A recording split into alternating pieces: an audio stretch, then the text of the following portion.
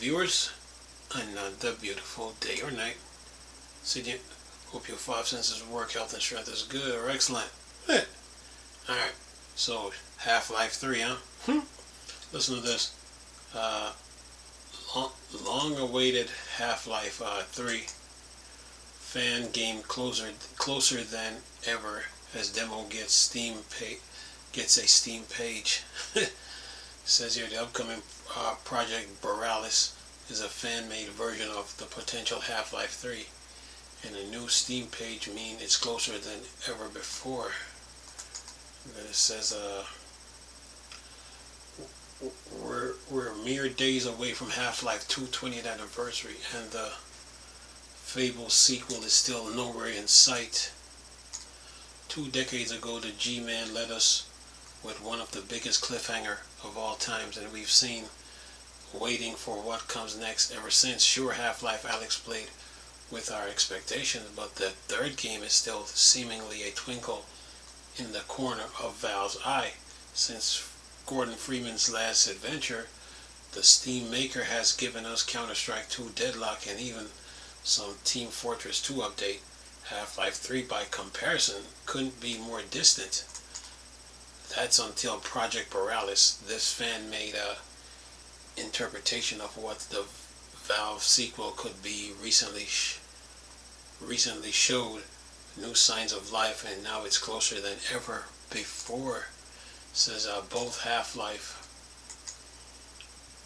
2 and Alyx end on some pretty huge cliffhangers. The downing Gordon Freeman is left in a pretty tough spot. Either way, both FPS games leave us with a lot question. I won't spoil anything here, but there's been a lot riding on the 17 years since the end of Episode 2. As of right now, there's no official word from Valve on Half-Life 3. There is where Project Borealis comes in, a fan-made interpretation of the mystical Half-Life 2. Episode 3, Borealis spent the last few years in the dark. Then we got new trailers for the game a couple of months ago, alongside a talk of a demo coming in the fall of 2024. Project Borealis Prologue finally has a Steam page, which means it's closer than ever. Alright, so I guess this is to keep us busy until Half-Life 3. It says Project Borealis will also take us back to Half-Life most iconic locales. Raven Homes, this time the head crab infested suburb is different though. A blanket of a show covered the town, and you'll encounter some classic enemies reimagining completely new secrets. And then it says hidden within. I'm sure it won't be any worse than the last time, mostly. And then it says developer Icebreaker Industries says Project Borealis Prologue is powered by Unreal Engine 5 and will act as a standalone experience. Team adds that it has made a faithful recreation of the iconic Half-Life 2 movement and gameplay mechanics with updated visual and completely original score, with more hints towards some sort of Half-Life 2 anniversary celebration from Valve. Potential proof of Half-Life 3 existence. Now's the time for hope. Right. It says Half-Life Alyx came out of nowhere, so I wouldn't rule out the third game just yet. In the meantime, Project Borealis is the next best thing. And then it says you can find the Project Borealis Prologue Steam page right here. Be sure to wishlist the demo so you'll be updated when it finally arrives. Anyway, yeah, Project Borealis, a fan-made game. Well, let's see what the Half-Life fans think of it when they finally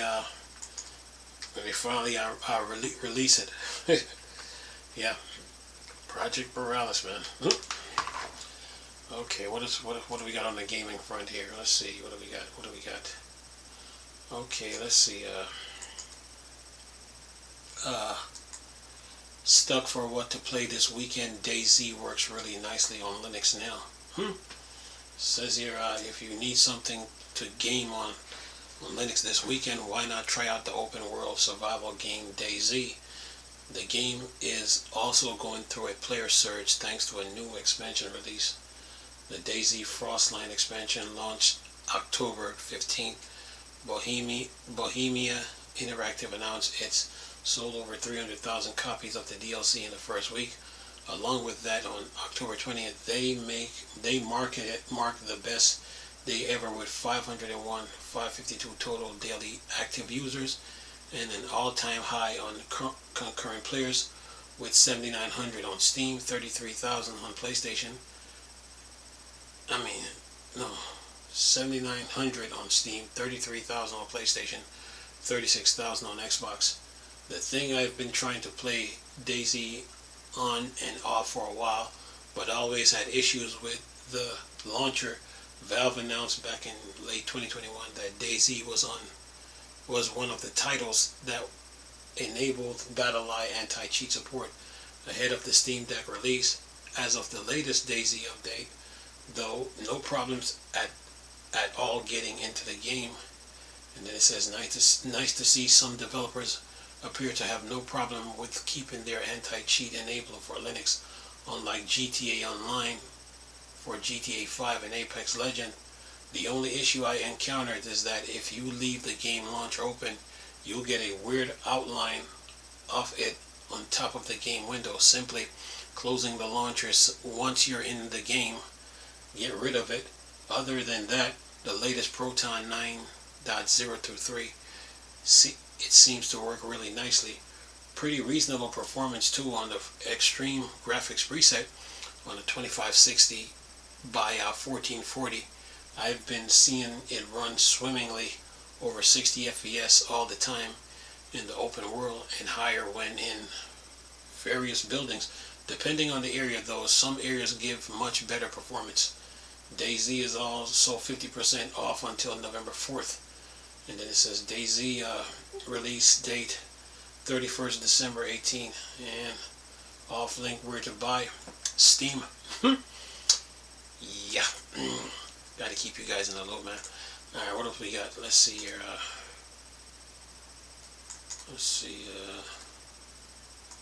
Linux hit exactly 2% user share on October 2024 Steam. So it shows Windows is 96.61%, negative 23%, Linux 2.00% plus 0.13%, Mac is 1.39 and 0.10% plus. And it says here the Steam hardware software survey is out for October 24, and Linux user share was gone back up again exactly 2%. Quite like what we're seeing the drop of Windows, because the English language share overall went up by 8.09%. The simplified Chinese dropped by 1%. We generally see Linux share drop when simplified Chinese on Steam rises, which it had done 2 months in a row. So this seems like things going back to a more normal.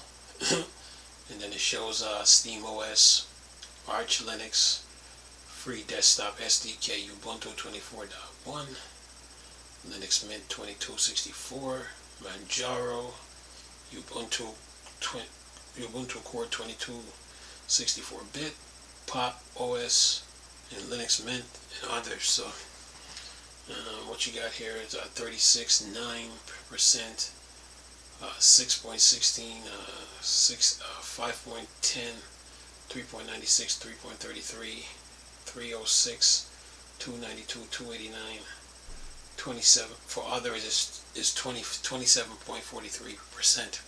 Yeah. Yeah. What else we have? Okay, let's see here. On the gaming front.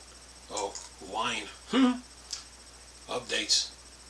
There it goes. Says Windows to Linux compatibility layer 1 Wine 10.0 planned for mid-January. Lead developer Andre Gilliard announced that Wine 10.0 is going to be releasing in mid-January 2025. There's been a delay to the latest development build, though, due to the low activity on Juilliard is traveling, so Wine 9.2 is instead coming out November 8 instead of yesterday. 2 weeks after that, Wine 9.22 will be out, and then other 2 weeks later on December 6th, on the first release candidate for Wine 10.0 will be available at Mark Annual Code Freeze, where the focus is purely on bugs, not new features. Then it says that freeze will last until the final 10.0 release sometime around mid-January. Then it says Wine 10.0 will have a lot of additional compared to Wine 9.0.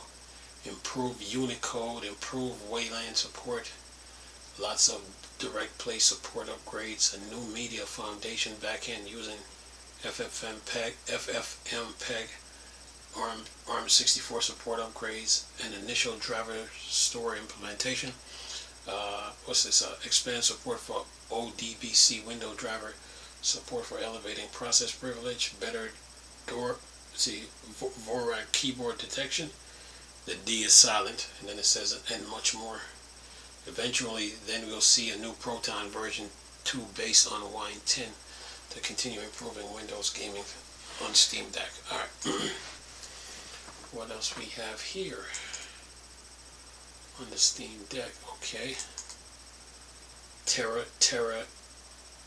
Terraria hits over 60 million sales, with Terraria 1.4.5 shaping up to be another update.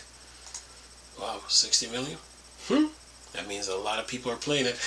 Says the latest state of game developer post of Terraria gives out some big new sale numbers and announce a new use for live fruit. First, on the subjects of sales, Terraria now cross over 60 million, with 33 million of those just on PC. Simply amazing, and it continues to be one of the most played games on Steam, as it's pretty much always in the top 100 most played games. It is in the top 100 over the last month and year, specifically for Steam Deck 2. That's TOOO. It says here, as for some announced changes, the team revealed that new Jungle Juice upgrade healing potion for 180 points, help that can craft using live fruit. Hard mode, good for those of you towards the end of the game to keep you stocked up during some big battles. There's a whole lot more coming to Terraria 1.4.5 that's being tracked in the wiki, including Dead Cell crossover, new whips, new feature sets, music books, transformation, mounts, new accessories, new films, Norse style shades, and a whole lot more. No date is being given for Terraria 1.4 as they continue their mantra of it. It's already been. It's ready when it's ready. Terraria has native Linux support and is Steam Deck verified. Terraria release date May 16th, 2011. An official link and where to buy from: GOG, Humble, Steam. Yeah, man, that's 60 million. Whew. Yeah, man. That means there's a lot of people playing this game, that's for sure. But from console and PC, man, they're playing. Yeah.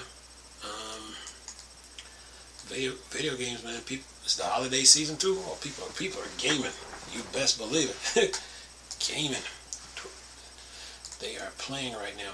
Let's see what else we got on the gaming front. Got to keep you guys in the loop, you know. Somebody got to do it. Somebody got to do it.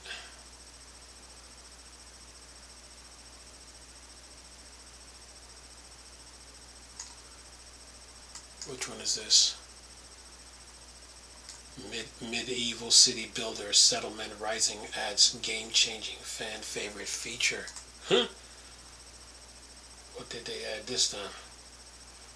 Say the version 0.6.2 patch for Settlement Rising is out now. Has a video too for us. I will leave it. The link in the description box. Says the version 0.6.2 update for Settlement Rising has two two main big new additions for a city building game. One is definitely more behind the scenes, but should impact pretty much every aspect of the title prior to the patch. If you want to change any settings that affect your current game, you would need to restart everything. Even if you wanted to nudge something small, now you can just adjust things on the fly, giving control completely to players. And then let's see. Okay, wait. All right, gotta wait, man. Let's see what else. Option like Frogs of War, the way enhancement card occasionally bonus you can choose between to gain a buff. Work the frequency of raid, production speed, and fires can be tweaked in the middle of a game without having to start over. So if you want to get something wrong or prefer to play a different way, you can more easily make those changes. Some options are still locked behind a restart, such as those related to world generation. Offering this level of flexibility is a big leap forward for the title. Alright, let's see here. And my favorite part is how something that should still have an impact, but probably less monumental one. A new building called the Pickle Workshop is now available to you. If you could tell by the name, it's a place where greens can be turned into pickles. This vinegary treat will last over twice as long as their unpickled counterparts, so your people will have a lot of crunchy snacks to keep them going through the long winter months. Okay, alright.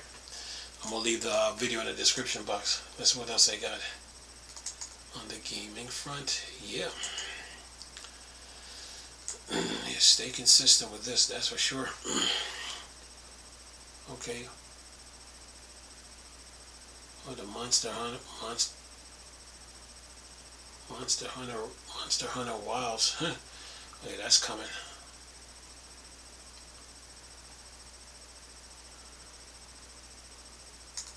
What game is this? Oh, let's see, Dolac Town, a beautiful new sandbox game that tasks you with surviving in a forgotten wasteland, doing your best to stay alive and rebuild as you uncover the secrets of the world, take on its deadliest inhabitants. This delightful indie game is one to watch. Okay, does this have a trailer? Yep. It says a free demo for Dolac Town is available now on Steam.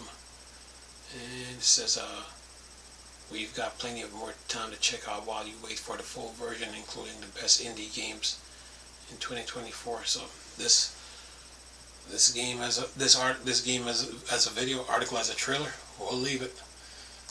Alright, keep moving.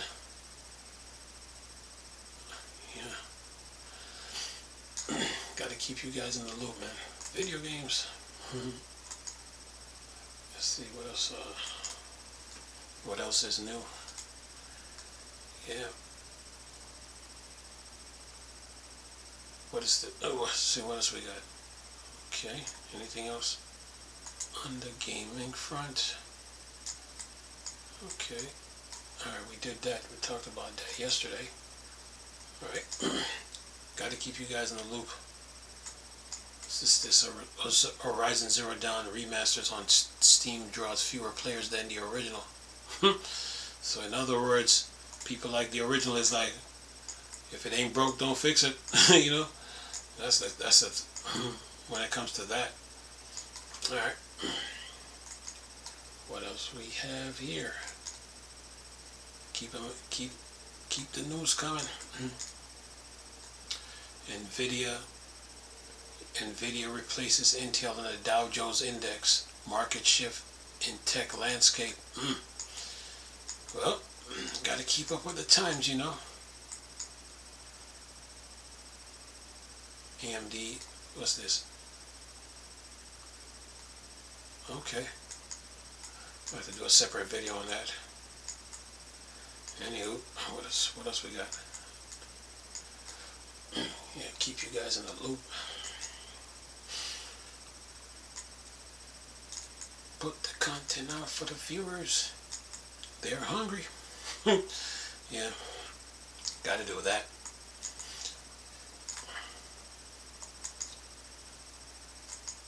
Yeah, keep you posted on the gaming front. What's this?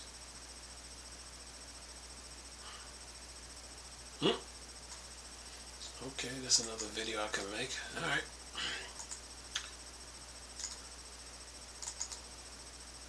Gotta stay consistent though. That is for sure. Alright. Well, that's all the news I got to report. But other than that, you guys, you're good. News, deals, games, update. The usual. You guys are good, so I'll keep you guys in the loop on what's going on. Try my utmost and very best to keep up, So yeah, enjoy your Sundays, folks. See y'all tomorrow. Anyway, hope you guys enjoyed the video. Nice talking to you people again. Crystal, Star Wars, and Star Trek Planet. Dark Side. Go. Peace.